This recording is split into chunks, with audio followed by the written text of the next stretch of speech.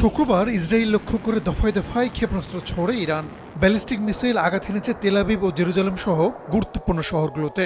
Israeli প্রতিরক্ষা বিভাগের দাবি, পেতা তিকবা শহরে মিসাইলের ধ্বংসাবশেষ পড়ে কয়েকটি আবাসিক ভবন ক্ষতিগ্রস্ত হয়েছে। হামলার পরপরই হাজার হাজার আতঙ্কিত মানুষ বাংকারে আশ্রয় নিতে বাধ্য হন। এদিন ইরানের সামরিক বাহিনী যুক্তরাষ্ট্রের আরও একটি F-35 যুদ্ধবিমান ভূপাতিতের দাবি করেছে। আইআরজিসি জানায়, দুবাইয়ে মার্কিন প্রতিষ্ঠান ওরাকল এবং বাহরাইনে আমাজনের ডাটা সেন্টারেও আক্রমণ চালানো হয়েছে। কুয়েতে বিশ্বের অন্যতম বৃহৎ তেল শোধনাগারে চালানো হয়েছে শক্তিশালী ড্রোন হামলা। ইরানের বিদ্যুৎ কেন্দ্রে হামলা হলে মধ্যপ্রাচ্য জুড়ে জ্বালানি স্থাপন ও টেলিকম কোম্পানি লক্ষ্য করে নজিরবিহীন আক্রমণের হুঁশিয়ারিও দেওয়া হয়েছে। এদিকে ইরানের অভ্যন্তরে হামলা অব্যাহত রেখেছে যুক্তরাষ্ট্র ইসরায়েল।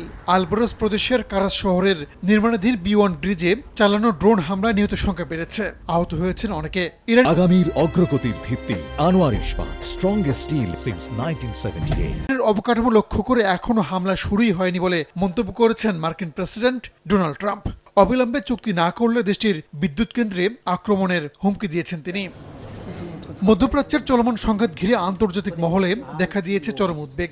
ফরাসি প্রেসিডেন্ট ইমানুয়েল ম্যাক্রো সামরিক শক্তি প্রয়োগ করে হরমুজ প্রণালী মুক্ত করার মার্কিন পরিকল্পনাকে অবাস্তব বলে উড়িয়ে দিয়েছেন।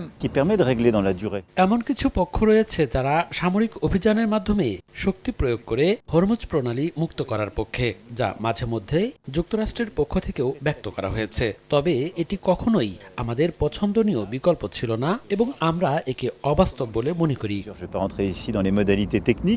এদিকে মধ্যপ্রাচ্য পরিস্থিতি শান্ত করতে সব প্রচেষ্টা নিতে প্রস্তুত রাশিয়া বলে জানিয়েছেন প্রেসিডেন্ট ভ্লাদিমির পুতিন। মিশরের পররাষ্ট্রমন্ত্রীর সঙ্গে বৈঠকে একথা জানান তিনি। রাহানুল রানা, সময় সংবাদ।